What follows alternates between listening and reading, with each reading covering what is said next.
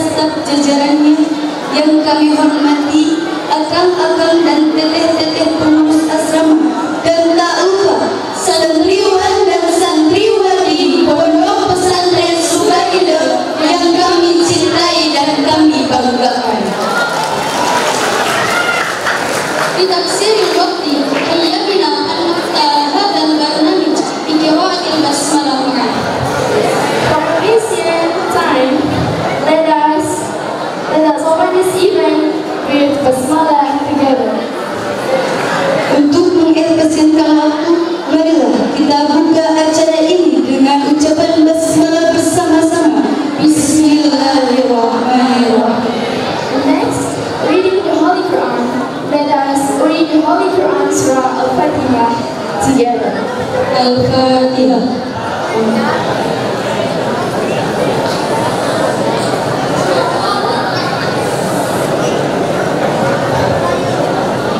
Waraktu ilal barnamij wa tarhibun an waisil tanfidhi sayuballighu lakum akhuna Muhammad Saiful Islam Mubarak fa'alaihi falyatafaddal.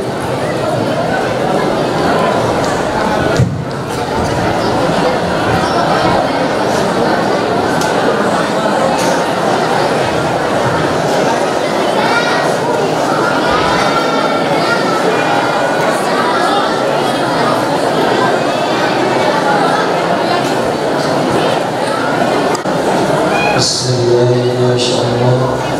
Assalamualaikum warahmatullahi wabarakatuh.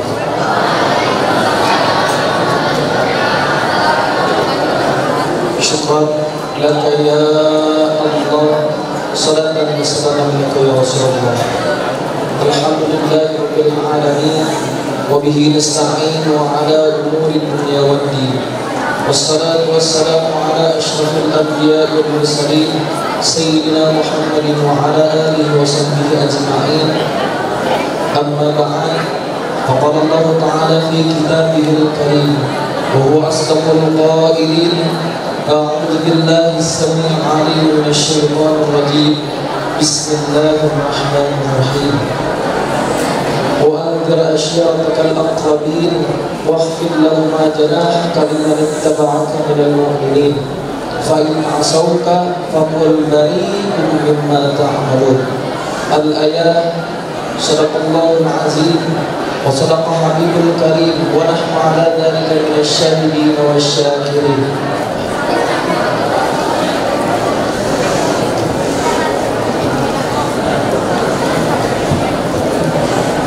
Sekali lagi mohon yang terlebih dahulu Usbud jami'an.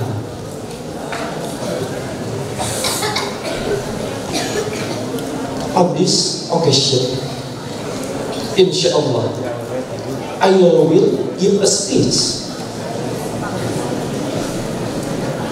I'lamu كان الخطاب مهما جدا لطالب العلم. لماذا؟ لأن الخطاب هو الثمرة عن طلب العلم.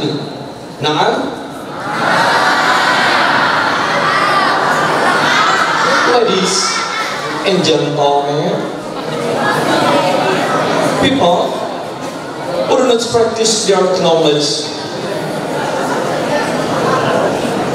once again, people who do not their knowledge,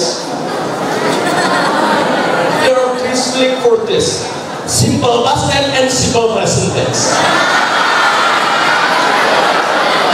وأحيانا الكلام هو اللفظ المركب. نعم. نفيد بالوضع وأقسامه ثلاثة: اسم وفعل وحرف جاء لمعنى. Is do amazing, Masya Allah.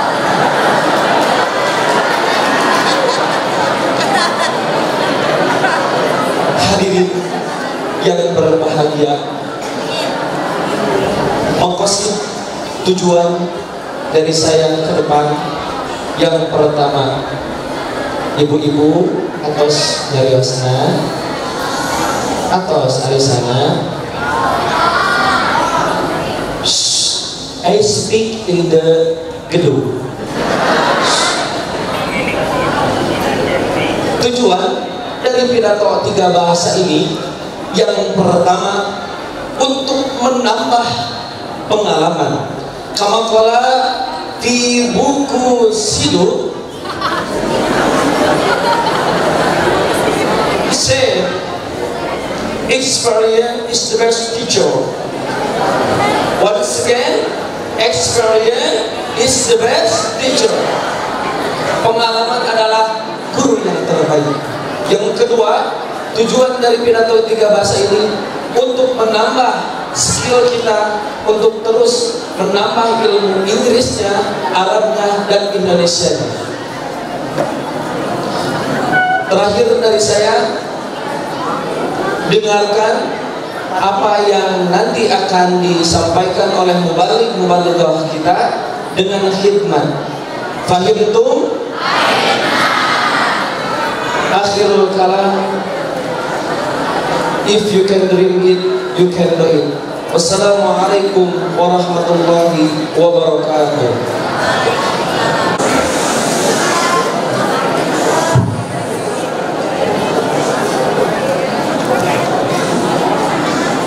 Bismillahirrahmanirrahim. Assalamualaikum warahmatullahi wabarakatuh.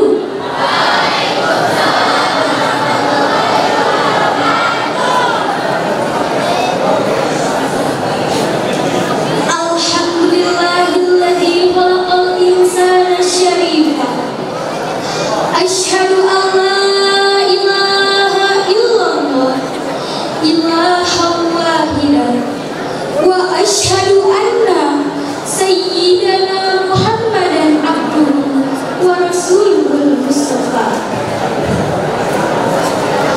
Allahumma sholli wa sallim ala sayyidina Muhammad wa ala alihi wa ashabihil atqiya. Amma ba'du.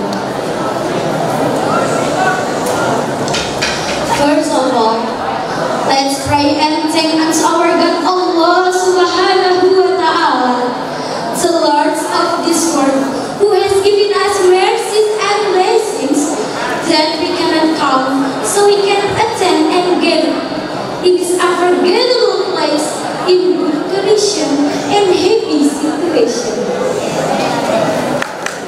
Secondly, may salawat and salam always be poured to our best Prophet Muhammad,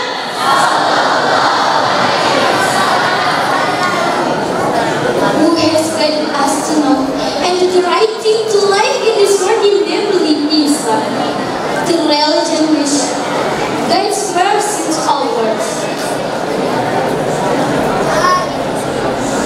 The Honorable, the leader of Sukahidam Islamic Boarding School with the family. The Honorable, the main teacher of Sukahidam Islamic Boarding School with the family. The Honorable, all the judges. The Honorable, the main staff of Sukahidam Islamic Boarding School. Don't forget, to all my beloved brother and sister and Sukahidam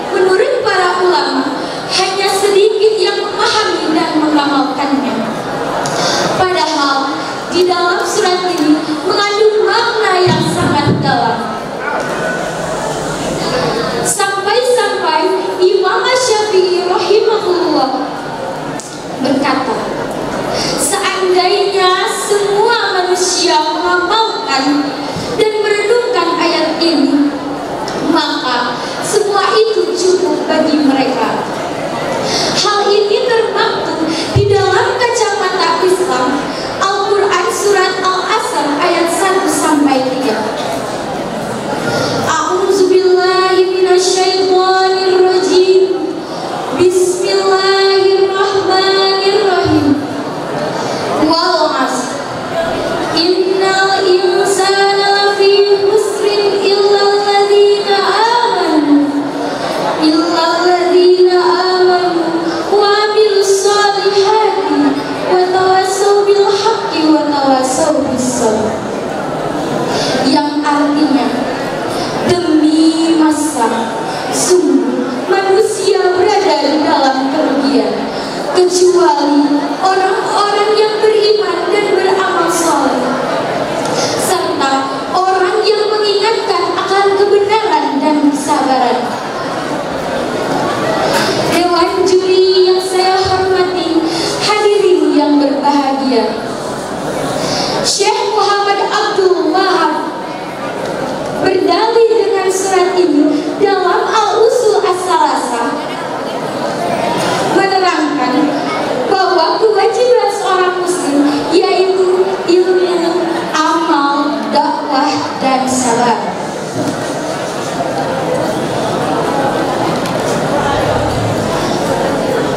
Pada surat ini, sebab-sebab diturunkannya ayat ini yaitu pada waktu itu banyak orang yang mengutuk waktu asar. Mereka mengatakan waktu asar adalah waktu yang celaka, atau disebut juga waktu nahas. Pada ayat ini, waktu asar disebut waktu yang bahaya di dalamnya. Berkaitan dengan hal tersebut, maka turunlah ayat Al-Asr yang memberi penjelasan bahwa waktu asar tidak salah, melainkan kesalahan sebenarnya adalah kesalahan manusia itu sendiri yang menggunakan waktu-waktu tersebut untuk hal-hal yang tidak terpuji. Hadirin yang berbahagia, pada ayat pertama, wal asri, Allah Subhanahu wa ta'ala memulai ayat ini dengan sumpahnya, sebagaimana wal asri, wasyamsi, wal fajri, wadduha, dan waddin. Ketika manusia bersumpah atas nama Allah, maka Allah bersumpah atas nama makhluknya. Innal insana lafi khusrin.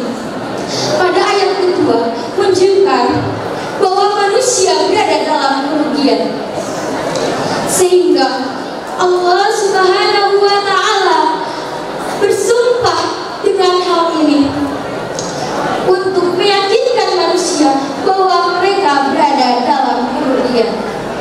Illal ladzina amanu wa 'amilus solihati wa tawassaw bil haqqi wa tawassaw bis sabr. Pada ayat ketiga ada 3 syarat agar manusia tidak dikatakan sebagai orang yang merugi, yaitu orang yang beriman, orang yang beramal soleh, dan orang yang mengingatkan manusia akan kebenaran dan kesabaran. Pada ayat ini ada satu surat. Pada ayat ini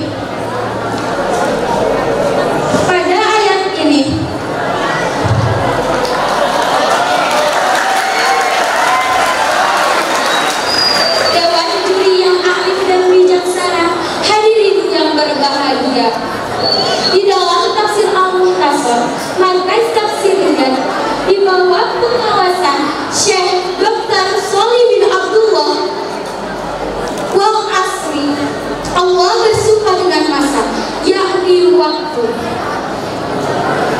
Ayyuhal hadirun al-faizun, ammal khulasa min hadhihi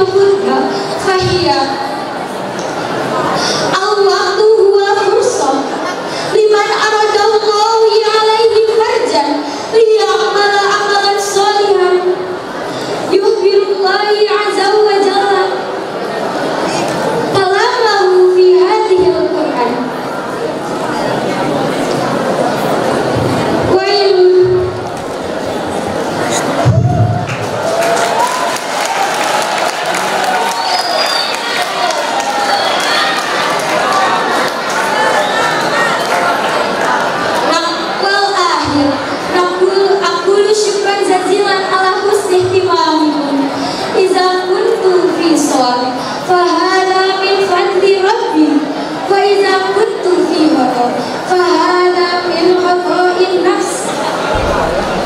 والسلام عليكم ورحمة الله وبركاته.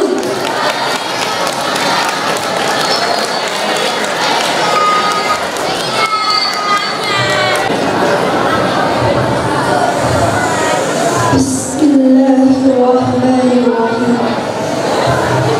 Saudara-saudara sekalian, saudara-saudara seiman, saudara-saudara yang aku banggakan, mari bersama-sama kita tengok ke sebelah kanan. Ada cewek-cewek cantik lagi nunjukan. Lalu kita beralih ke para santriwan yang kayaknya kegeeran dilihatin perempuan. Tak lupa kita perhatikan para penonton terdepan yang dari tadi saling mencuri pandang. Sekarang kalian semua fokuskan penglihatan dan pendengaran ke depan kepada saya yang hendak mengucapkan salam. Assalamualaikum warahmatullahi wabarakatuh.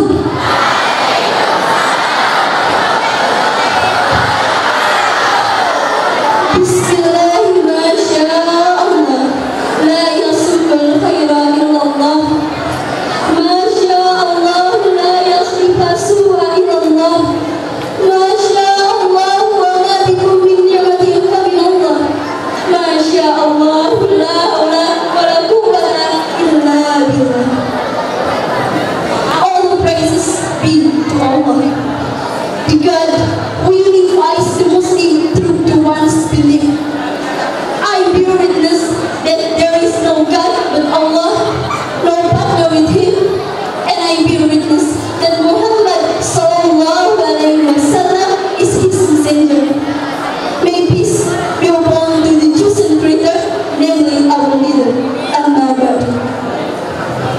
Before I start my speech, I want to say thank you to all of teachers in Islamic Boarding School of Sukaida who never tired to give me guidance and valuable advice. Besides, I also gratitude to all of Santriwan and Santriwati who are enjoying and want to watching this speech contest. May Allah give many benefits to all of you. Amin. Ayyuhal ikhwan wal akhwat, ma'amin saya Haifiah Nur Aini berdiri di sini bukan untuk menggurui apalagi menghakimi, tetapi untuk saling berbagi. Berbaginya pun berbagi apa saja kecuali berbagi hati. Nah, bicara tentang hati teman-teman, apakah kalian tahu bahwa mayoritas Muslim dan para ulama lebih sering menyebut hati dengan sebutan qalb? Ia berasal dari kata qalb yang merupakan masdar dari qalaba yaqlibu qalban, artinya memalingkan atau membalikan. Menurut Imam Al-Ghazali rahimahullah, hati adalah sepotong daging yang terletak di dada sebelah dirimu. Ia adalah latifah robbaniyah rohaniyah, sesuatu yang tak dapat dilihat oleh mata kepala tetapi oleh mata batin saja. Perlu juga diberitahukan bahwasanya hati atau qalb itu telah disebutkan sebanyak 132 kali dalam Al-Quran. Dan tentunya kita selalu manusia pasti paham bahwa hati berkaitan erat dengan perasaan. Lalu yang namanya perasaan itu seperti apa? Ada yang namanya cinta, ada yang namanya rasa iba, ada yang namanya suka, duka, bahagia, dan lain sebagainya. Tetapi dari semua bentuk perasaan, hanya satu yang paling hati kita butuhkan, yaitu perasaan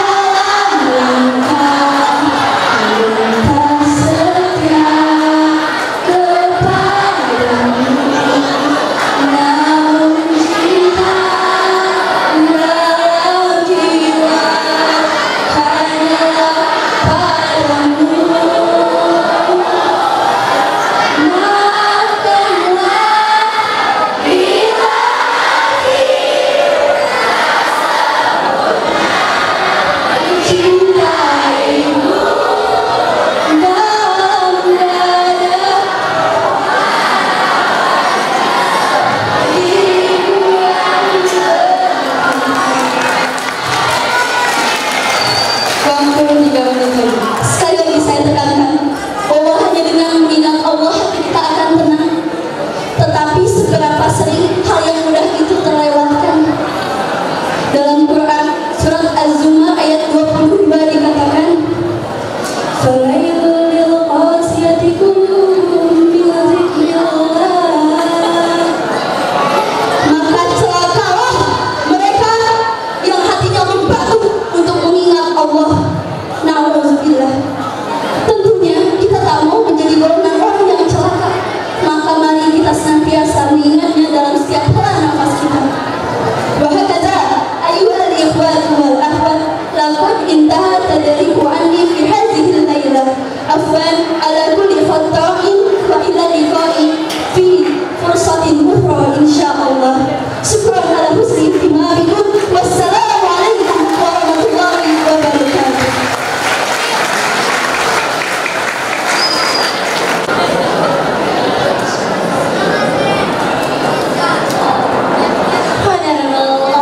Subahidul Islamic Boarding School and Family, Honorable All Staff Teacher, Honorable Jurist in this competition, and all Santria Subahidul I love.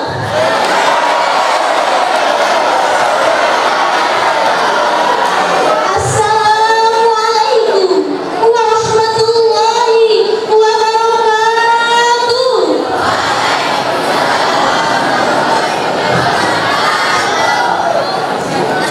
Before I commence, let us thank to Allah who has given us mercy and blessing.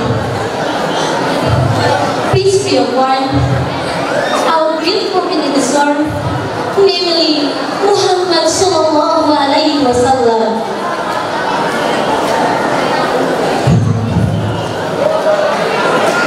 Peace be upon our great prophet in this world, namely Muhammad sallallahu alaihi wasallam, who has brought us from the darkness to the lightness.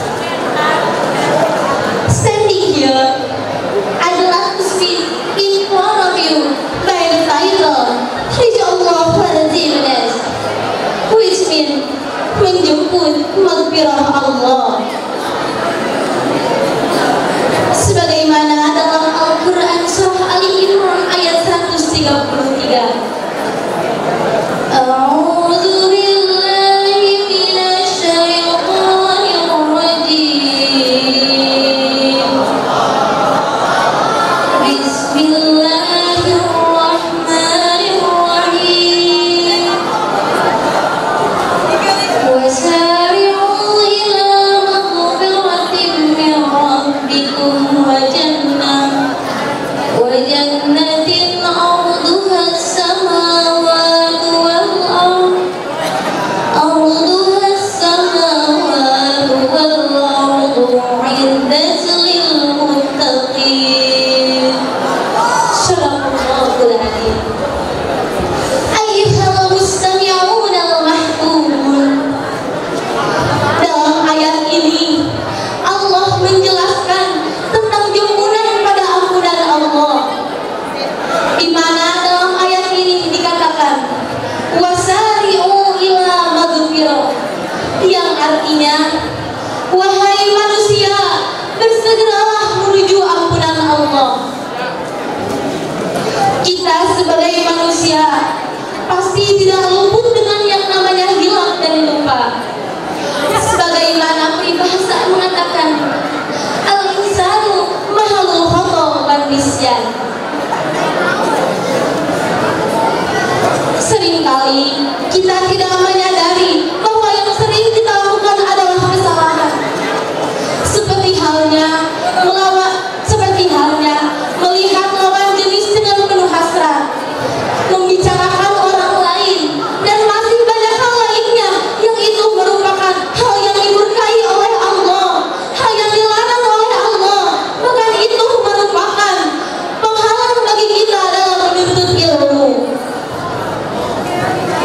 Nah, dengan demikian kita dituntut untuk bersegera menuju ampunan Allah, di mana dalam ayat tadi juga dikatakan maghfirah min rabbikum, itu merupakan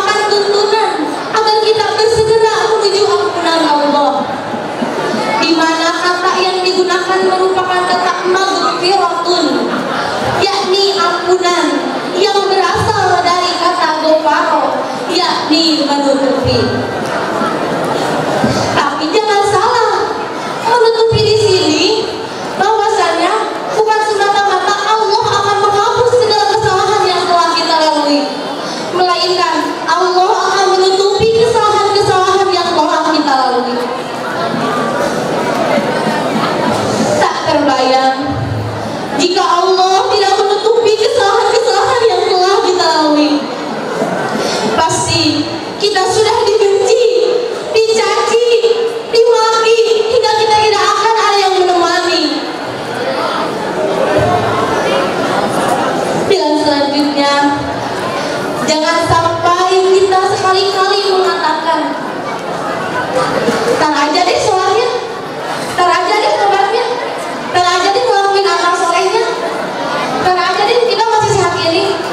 Yang jadi pertanyaan, emang malaikat akan menghentikan perbudakannya? Tidaklah, itu hal yang mustahil. Dalam ayat itu diterangkan bahwasannya mir rabbikum. Kita akan nanya, emang ampunan itu datangnya dari siapa sih? Maghfirah mir rabbikum. Ampunan itu datang dari Rob yang telah menciptakan kita, Rob yang telah mengatur alam semesta ini, Rob yang telah menciptakan langit dan bumi beserta isinya. Maka sepantasnya kita sebagai manusia, kita harus memposisikan diri sebagai hamba dan memposisikan Allah sebagai Rob. Seperti halnya di dalam Al-Quran itu juga dijelaskan perintah untuk bergegas menuju jannah, di mana jannah adalah hal yang paling kita inginkan, yang paling mempesona, yang paling menjadi iming-iming bagi kita semua. Timbul pertanyaan, emang gimana sih surga itu? Ada yang tahu tidak surga itu kayak gimana?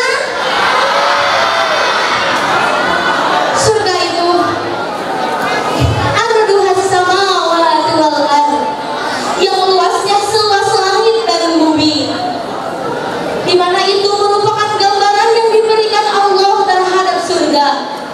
Timbul lagi pertanyaan, kenapa sih Allah menggambarkan surga dengan tanah yang luas? Karena Allah mengetahui bahwasanya manusia sangat berlomba-lomba dalam memperluas kekayaan. Dengan ini Allah memotivasi kepada kita agar kita berlomba-lomba dalam menjalankan amalan soleh, yakni amalan-amalan yang diridhoi oleh Allah. Ada satu kali lagi pertanyaan, emang surga itu buat siapa sih? Ada yang tahu tidak surga buat siapa? Surga itu disediakan uiddat lil muttaqin, yakni bagi orang-orang yang bertakwa, di mana orang yang bertakwa adalah orang yang imtisalu awamirillah wa jtinabu nawahihi, adalah orang yang melaksanakan perintah Allah dan menjauhi segala larangannya. Falidari hayya bina naqulu an amal sholihan wa nusari'u ila maghfirah minallah, li anna al-amal sholihan laha qawlun hamun fi tanmiyatin wa tawwil insan liyakuna al-insanan nafi'an lil ummah wa najihan wa faidan wa sa'idan fid dunya wal akhirah. Qabla nahtadim hayya bina nahtadim bid du'a. Allahumma innaka ta'lamu ma nukhfina wa ma nu'lin wa ma nakhfa 'alaika syai'un fil ardi wa la fis sama'. Rabbi ja'alna mimma yastami'una al-qawla fayattabi'una ahsanah. Rabbi ighfir lana wa liwalidayna wa lil mu'minina yawma yaqumul hisab. Rabbi taqabbal minna wa aqbilna wa tajawaz 'anna innaka antal barrul rahim. Subhana rabbika rabbil izzati amma yasifun wa salamun alal mursalin walhamdulillahi rabbil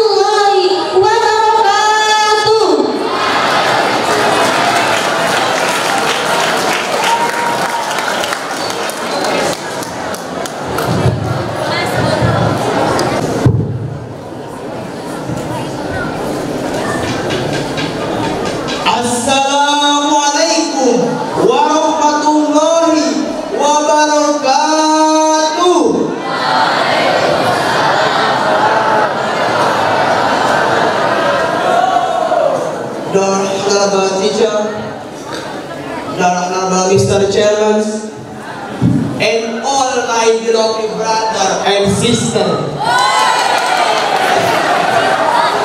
Rabbi shrah li sadri wa yassir li amri wahlul 'uqdatam min lisani yafqahu qawli.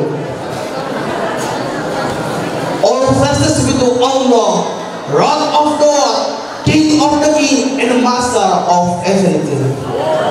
Let's thank Allah who has given us the mercy, blessing, and the help we can be together in this happy place.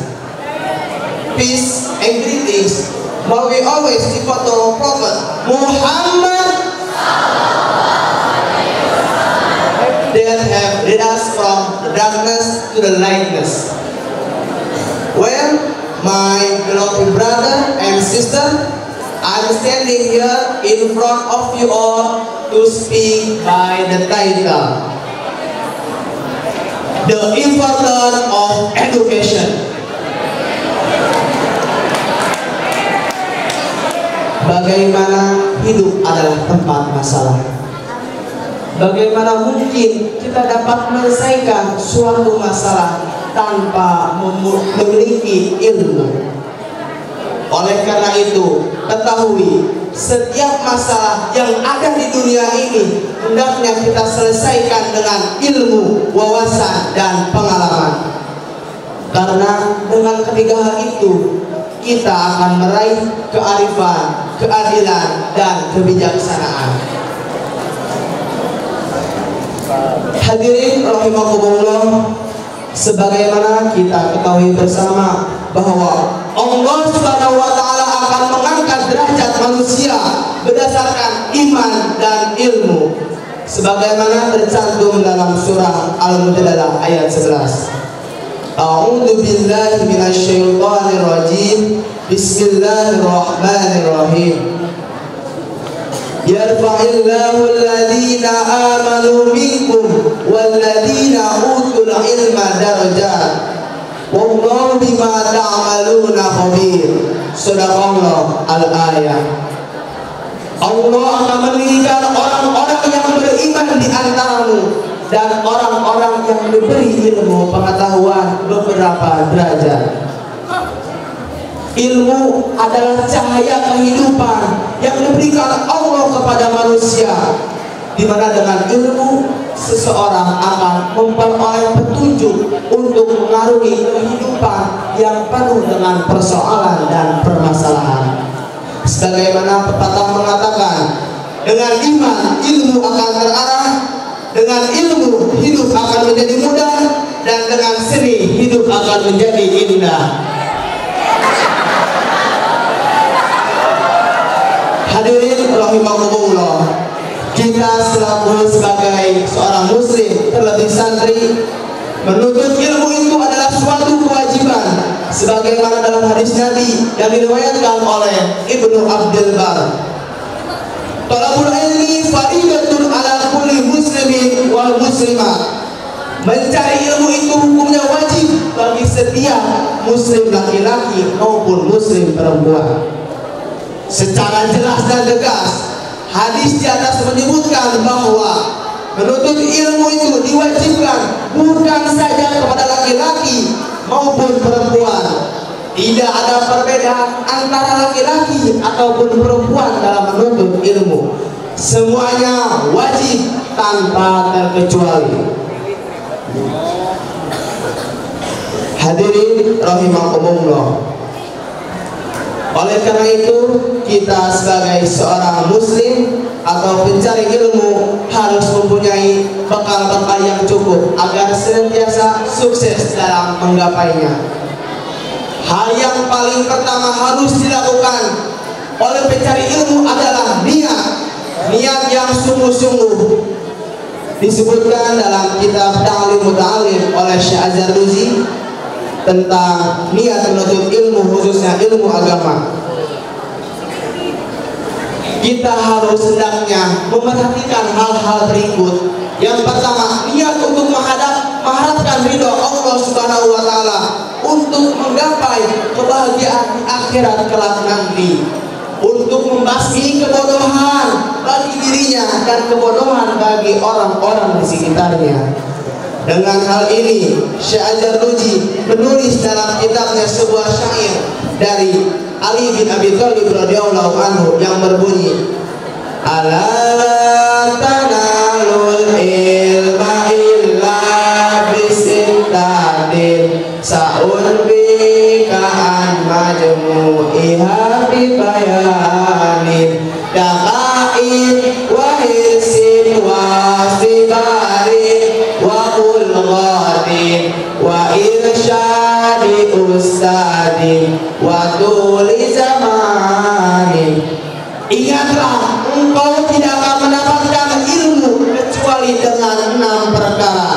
Akan kuberitahukan seluruhnya secara rinci. Yang pertama, kecerdasan, kemauan, sabar, biaya, bimbingan guru, dan waktu yang lama. Syarat yang pertama adalah kecerdasan. Dalam kecerdasan, ulama membagi menjadi 2 kategori. Yang pertama, muhabbatun minallah, kecerdasan yang diberikan oleh Allah Subhanahu wa taala. Dan yang kedua adalah muhtasab, kecerdasan yang didapatkan dengan usaha. Syarat yang kedua adalah sungguh-sungguh. Dalam menuntut ilmu diperlukan kesungguhan. Sebagaimana pepatah mengatakan, man jadda wajada, barang siapa yang bersungguh-sungguh maka dapatlah ia. Syarat yang ketiga adalah sabar. Dalam menuntut ilmu diperlukan kesabaran. Sabar dalam diuji, dalam belajar, dalam melewati segala proses menuntut ilmu. Dan kemudian syarat yang keempat adalah biaya. Dalam menuntut ilmu diperlukan biaya. Tidak mungkin dalam menuntut ilmu tanpa biaya. Contoh para imam kita, Imam Malik rela menjual kayu penopang atap rumahnya untuk menjadikan bekal dalam mencari ilmu. Dan yang kelima adalah bimbingan guru. Ini adalah hal yang paling utama dalam menuntut ilmu, karena sangat berbahaya jika salah memahami dalam suatu ayat Al-Quran dan hadis. Dan terakhir adalah waktu yang lama. Dalam menuntut ilmu diperlukan waktu yang lama. Tidak mungkin menuntut ilmu hanya beberapa bulan saja. Imam Al-Baihaqi berkata, ilmu tidak akan didapat kecuali jika kita meluangkan waktu. Semoga kita dapat memahami dan mengaplikasikannya syarat menuntut ilmu dari Imam Ali bin Abi Thalib radhiyallahu anhu. Ingatlah, jangan patah semangat. Khususnya kita sebagai santri harus lebih semangat dalam belajar menuntut ilmu di dunia ini dengan waktu yang sangat terbatas. Ma yumkinu taqdimu lakum fi hadhil fursah wa lakum aqulu jazila syukra ala bali ihtimamikum wa husni isbaikum wa uqaddimu lakum ihtijari ala adad istinfa'il matlubi li anni saghirun qalilun tu'radu alaikum faman kana min surabil faminallah fakhuduhu wastamsiku bihi wa ma kana min khata'in wa mukhalafatin fatrahuhu arada al-ha'id. Wa hadha sallallahu alaihi sayyidina Muhammad wa ala alihi wa sahbihi wa sallam. Syukran wallahu muwaffiq ila aqwamit thariq. Wassalamu alaikum warahmatullahi wabarakatuh.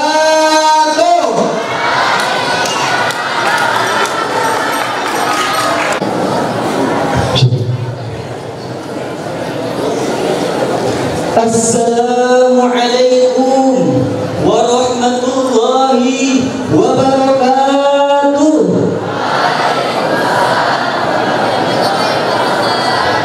Alhamdulillahi rabbil alamin.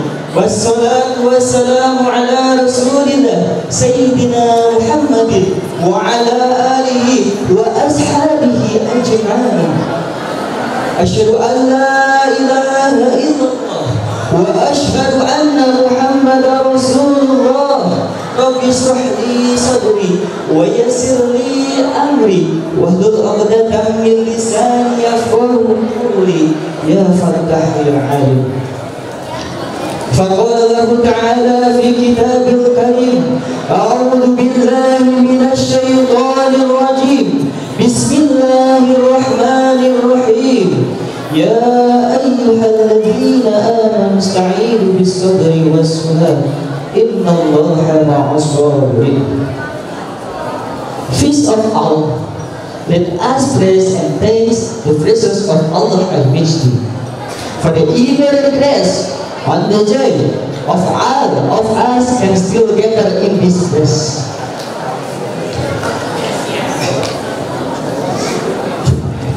We host us all the peace of all. Let us praise and thanks the blessing of Allah Al-Majdi for the evidence of the joy of all, of us, of us, on His face.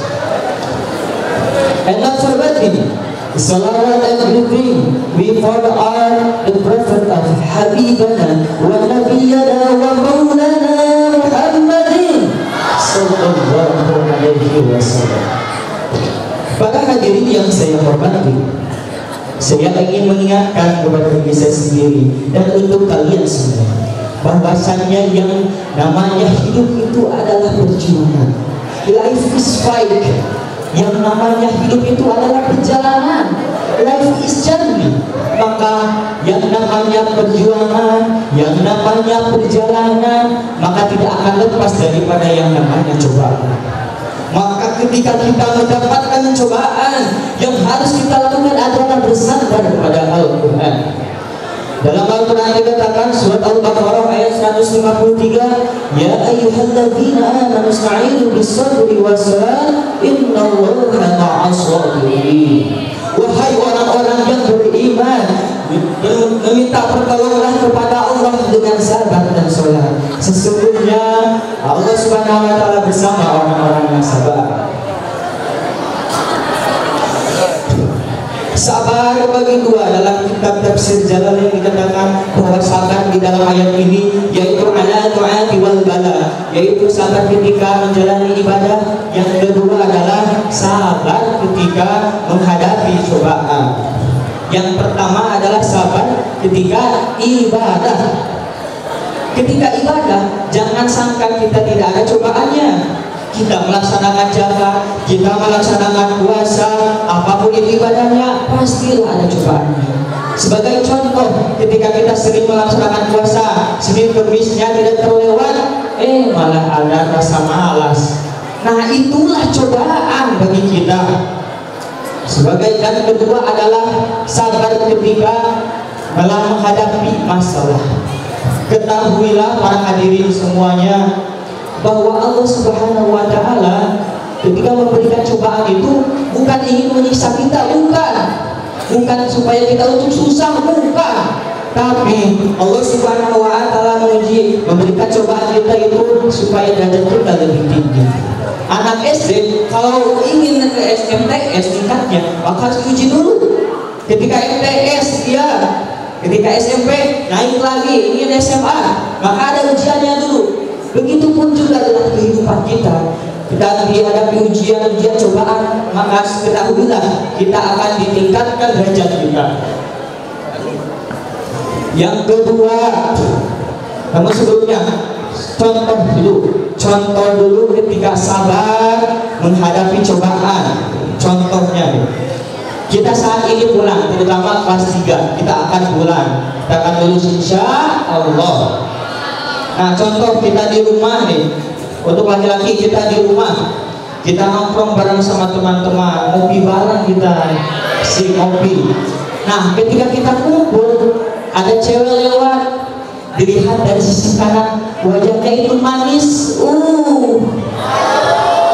dilihat dari sisi kiri, bentuk tubuhnya itu montok, itu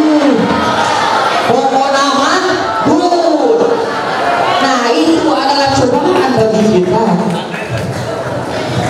Dan kedua, ketika kita mendapatkan cobaan dari Allah Subhanahu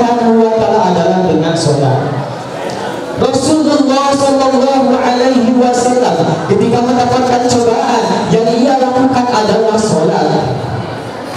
Dalam keterangan dikatakan bahwa as-salatu rasul ibadah. Sholat itu adalah kepalanya ibadah. Sholat itu adalah hal yang pokok dalam ibadah. Sholat itu adalah tiang dalam ibadah. Maka nilai sholat itu adalah besar. Perumpamaannya, sholat itu adalah nomor 1 dan ibadah yang lain adalah 0. Ketika kita ibadah selain sholat, tetap angkanya 0. Tapi ketika kita disandingkan dengan sholat, maka angka 0 yang tadi kita kumpulkan akan bernilai. Kemudian bahwa ketahuilah Rasulullah Shallallahu Alaihi Wasallam adalah manusia yang dijamin masuk surga. Dosa-dosa beliau diampuni. Tapi apa yang dilakukan Rasulullah? Apakah dengan jaminan itu kemudian Rasul malah berleha-leha? Tidak. Rasul tidak berleha-leha. Malah Rasulullah Shallallahu Alaihi Wasallam adalah orang yang paling banyak sholatnya, sampai-sampai kakinya bengkak karena sering sholat. Nah kita tidak dijamin masuk surga. Dosa-dosa kita belum tentu Allah maafkan. Tapi kenapa kita masih lalai dalam sholat? Kenapa kita berani sampai meninggalkan sholat? Apakah kamu sudah punya orang dalamnya sehingga kalian yakin masuk surga? Belum tentu kalian masuk surga. Saya tanya, bulan ini bulan apa? Bulan Rajab. Sekarang adalah bulan Rajab. Bulan Rajab adalah bulan yang diistimewakan oleh Allah Subhanahu wa Ta'ala. Mengapa? Karena pada bulan Rajab ada suatu kejadian yang istimewa, yaitu Isra Mi'raj. Dan buah daripada Isra Mi'raj adalah perintah sholat. Intisari daripada Isra Mi'raj adalah sholat. Kalau saja Allah memerintahkan zakat, cukup dengan Al-Qur'annya. Allah Subhanahu wa Ta'ala memerintahkan untuk puasa, cukup dengan Al-Qur'annya. Allah Subhanahu wa Ta'ala memerintahkan kita berbaik kepada orang tua, cukup dengan Quran. Tapi beda dengan sholat. Sholat Allah undang langsung Nabi kita Muhammad Sallallahu Alaihi Wasallam. Ini menunjukkan bahwa sholat itu penting. Sholat itu adalah pokoknya ibadah. Hal yang tersulit ketika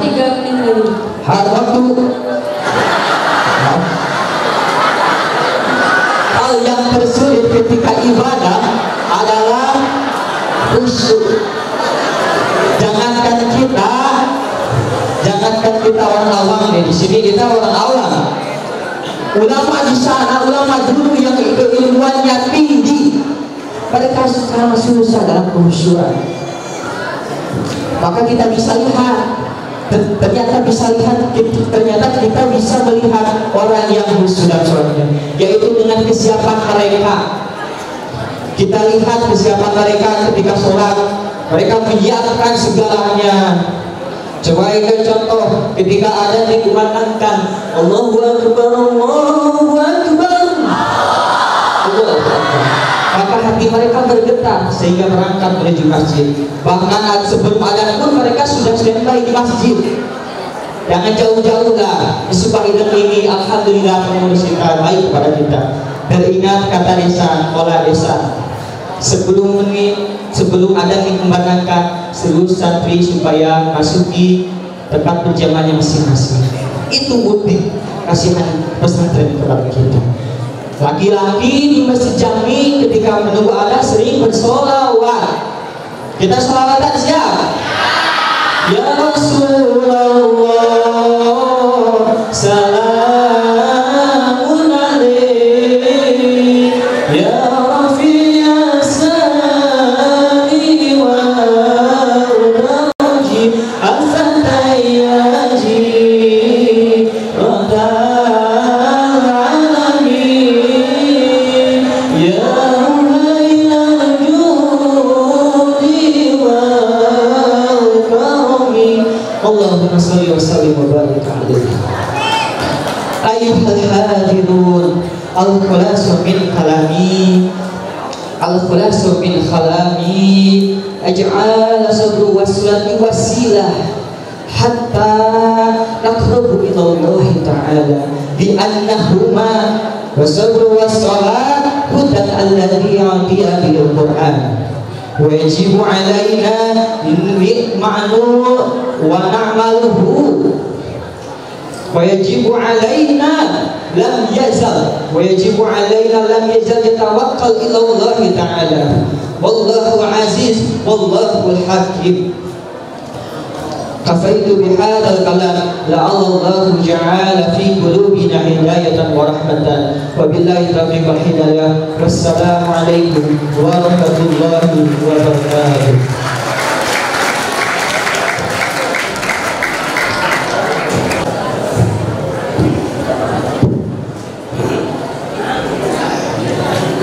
Bismillahirrahmanirrahim.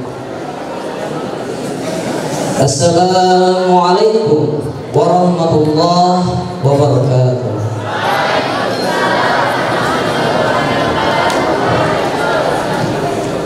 Innal hamdalillah nahmaduhu wa nasta'inuhu wa nastaghfiruh wa na'udzu billahi min shururi anfusina wa min sayyiati a'malina may yahdihillahu fala mudilla lahu wa may yudlilhu fala hadiya lahu. Asyhadu an la ilaha illallah wa asyhadu anna Muhammadar Rasulullah. Allahumma shalli ala Muhammad wa ala ali Muhammad kama shallaita ala Ibrahim wa barik ala Muhammad wa ala ali Muhammad kama barakta ala ali Ibrahim innaka Hamidum Majid. Rabbi shrah li sadri wa yassir li amri wahlul 'uqdatam min lisani yafqahu qawli. Amma ba'd. First of all, thanks to Allah Subhanahu wa Ta'ala who has given me as mercy and blessing to us material and in this prayer tonight. And don't forget, let me say salawat and salam to our Prophet Muhammad sallallahu alaihi wasallam, who has freed us from the darkness to the lightness, from the dark age to the golden age. Secondly, honorable juries, Mr. Rajab Anwar, Mr. Muhammad Helmi, and Mr. Arif Kipuan. And thank Master of Ceremony who has given me time and opportunity until can meet and standing in front of you all. Standing here, inshallah, I will speak to you all about the best people or khairul ummah. Hadirin yang saya hormati dan saya cintai, khususnya santri putri yang menjadi idaman para lelaki yang insya Allah akan menjadi bini di suatu hari nanti.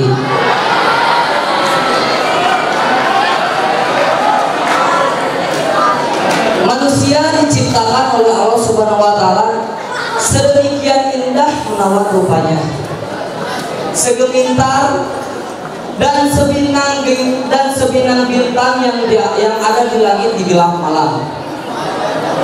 Namun sayang seribu sayang, apabila ia hanya satu titik, layaknya bagaikan manusia, nahas, ia hanya memikirkan dirinya pribadi, ia hanya terpaku untuk memuaskan egonya sendiri, sehingga jiwanya dijinakan dan diperbudak oleh ego tersebut. Seorang muslim tidak begitu, seorang mukmin tidak demikian. Seorang muslim, seorang mukmin diperintahkan oleh Allah Subhanahu wa Ta'ala untuk memerintahkan kebaikan dan melarang kemungkaran. Lantas apa tujuan Allah Subhanahu wa Ta'ala untuk memerintahkan kebaikan dan melarang kemungkaran? Supaya manusia, supaya umat muslim tergolong pada bagian khairul ummah, sebaik-baiknya ummah.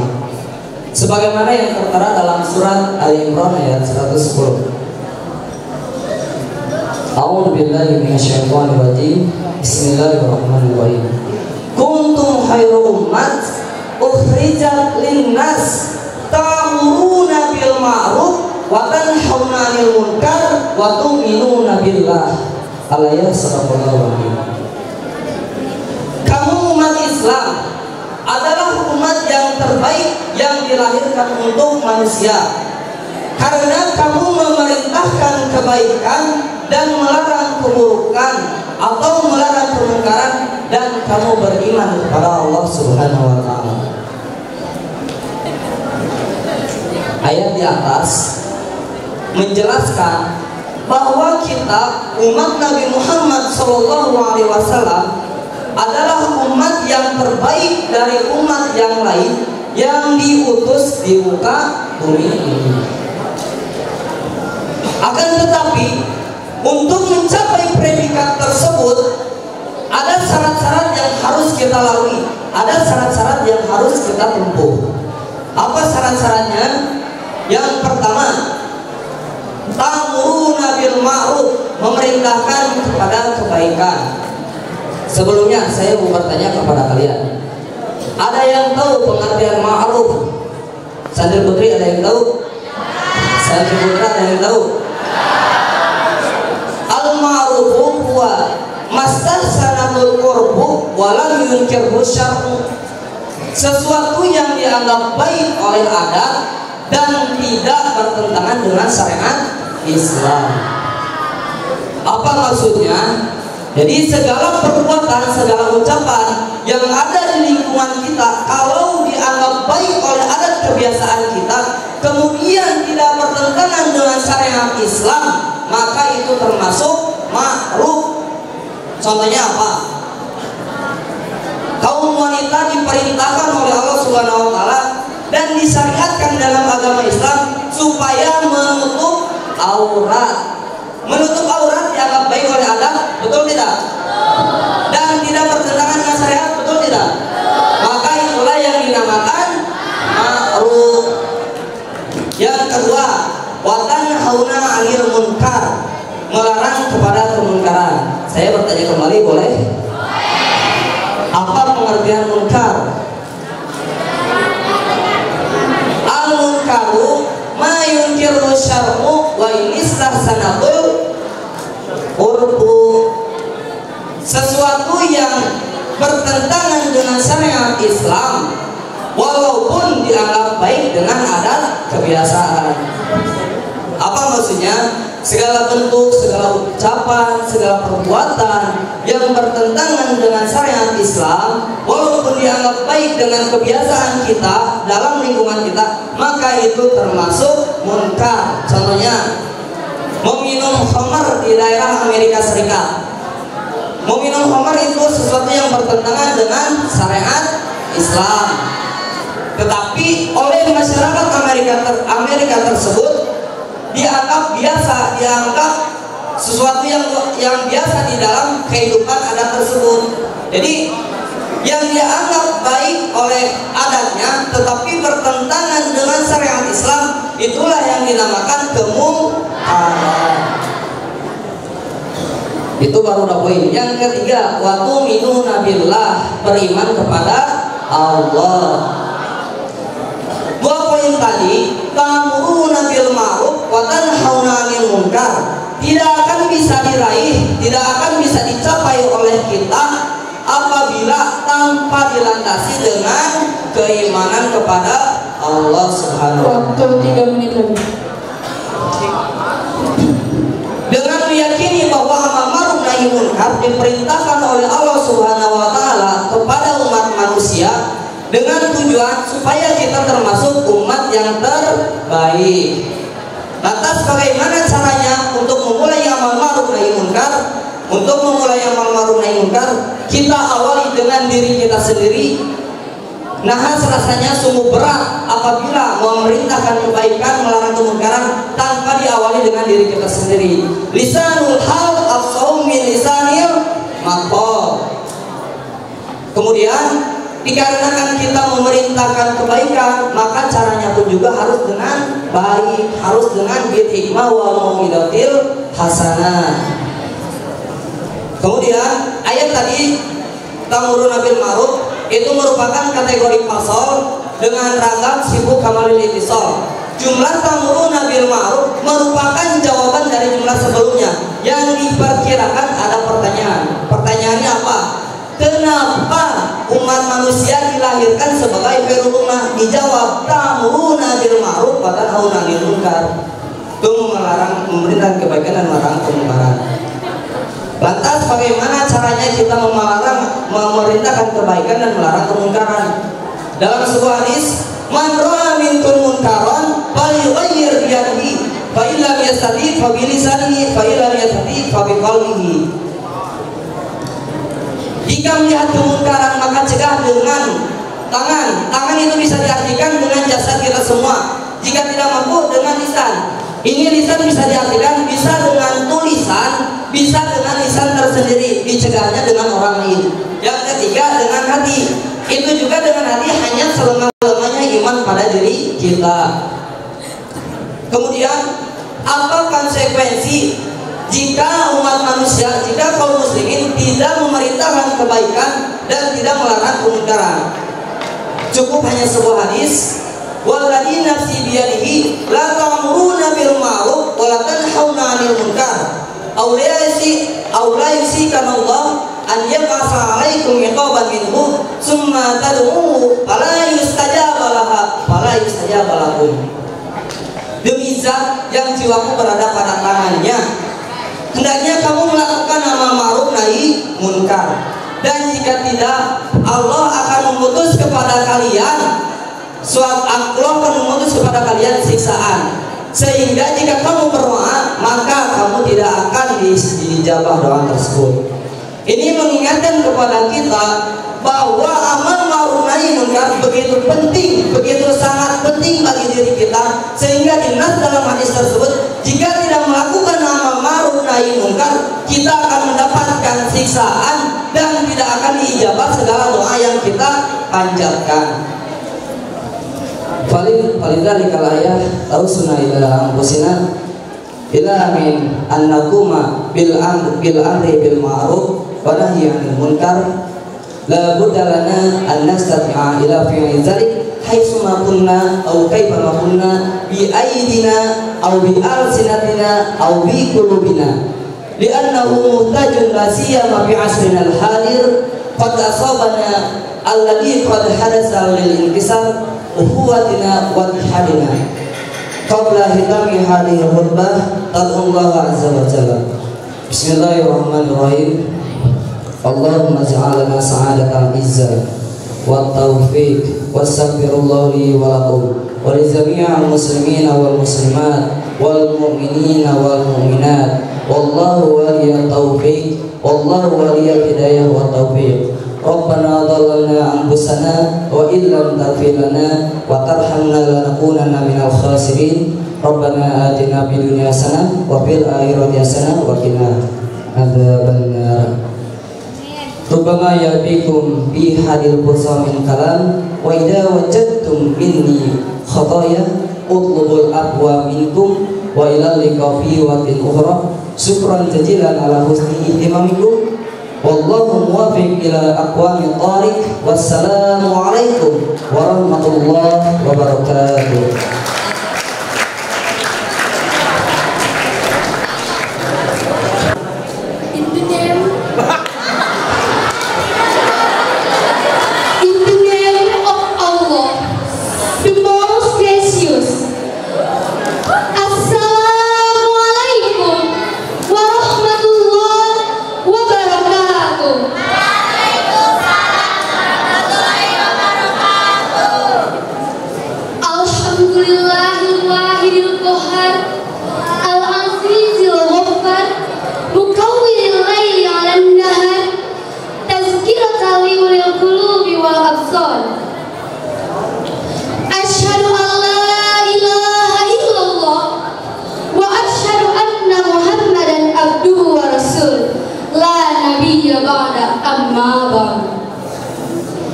Your Excellency, the head Islamic boarding school of Sukahidam, respectable teachers of Sukahidam Islamic boarding school, respectable jury of public speaking, and all my beloved audience whom I love.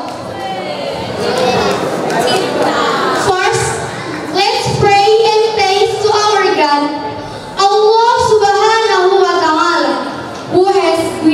us some mercies and blessings, so we can be together in this place. Secondly, may peace and salutation to our Prophet Muhammad sallallahu alaihi wasallam, who has freed us from the darkness to the brightness. Thirdly, I don't forget to say thanks so much to the Master of Ceremony, who has been giving me time to speak in front of you all. Dear ladies and gentlemen, I'm standing here. I would like to deliver my speech under the title, Islam Encourages People to Know Each Other. Islam menganjurkan umatnya agar saling mengenal. Hadirin yang berbahagia, ada yang tahu kenapa Islam menganjurkan umatnya agar saling mengenal?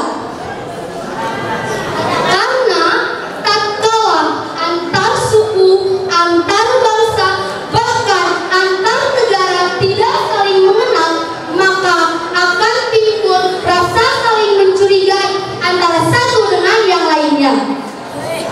Tapi tatkala mereka saling mengenal, maka akan timbul rasa kasih sayang yang akhirnya akan saling memberikan manfaat. Sebagaimana pepatah mengatakan, tak kenal maka tak sayang maka tak cinta maka tak apa-apa. Allah Subhanahu wa Ta'ala berfirman dalam Al-Quran surat Al-Hujurat ayat 13 yang berbunyi, A'udzubillahi minasyaitonirrajim, Bismillahirrahmanirrahim.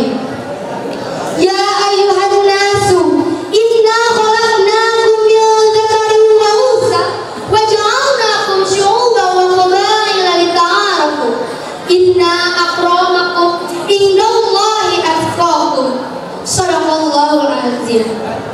Yang artinya, wahai manusia, kami ciptakan kamu dari seorang laki-laki dan seorang perempuan.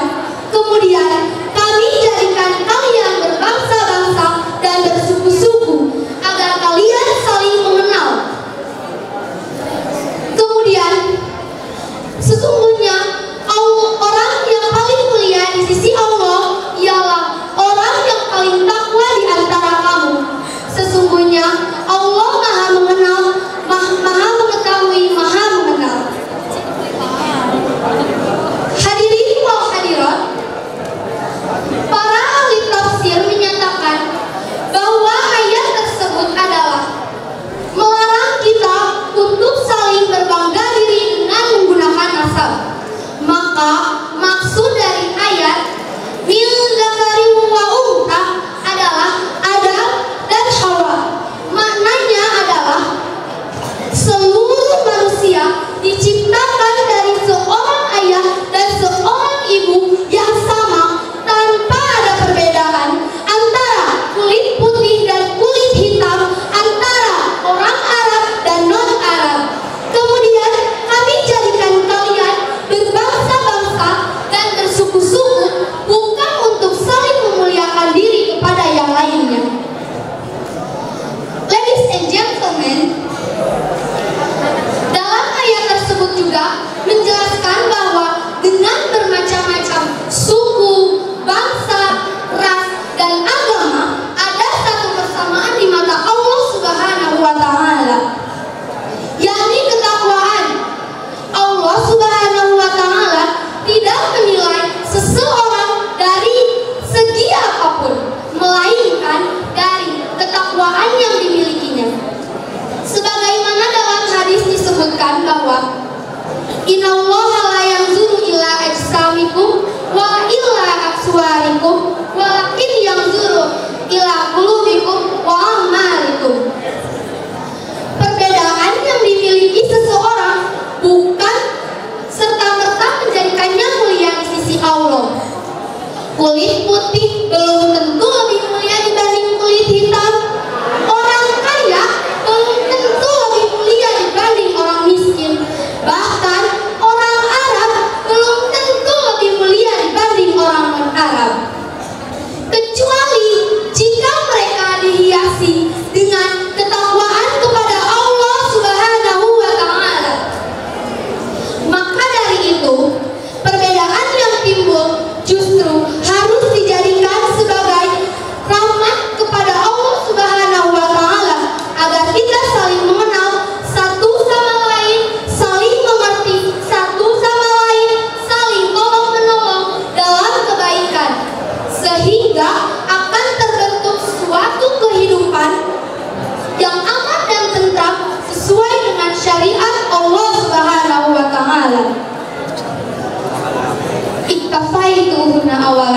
Wa insyaallah sanastamiru fi munasyibatil ukhra